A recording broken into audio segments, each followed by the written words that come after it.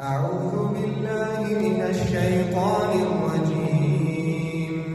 بسم الله الرحمن الرحيم.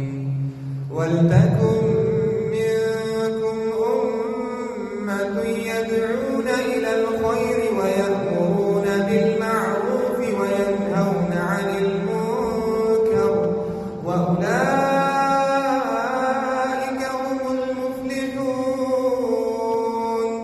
ولا تكونوا كالذين تفرقوا واختلفوا من بعد ما جاءهم البينات وأولئك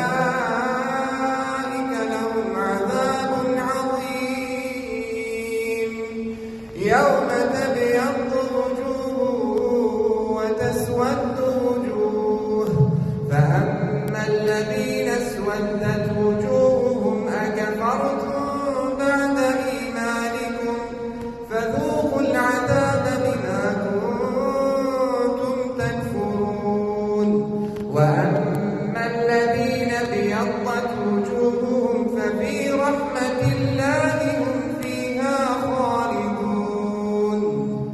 تلك آيات الله نتلوها عليك بالحق، وما الله يريد ظلما للعالمين.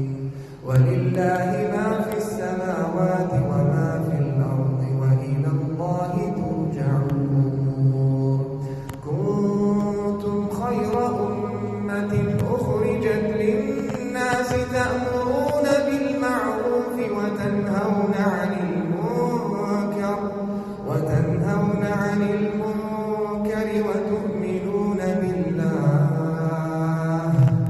ولو آمن أهل الكتاب لكان خيرا لهم، منهم المؤمنون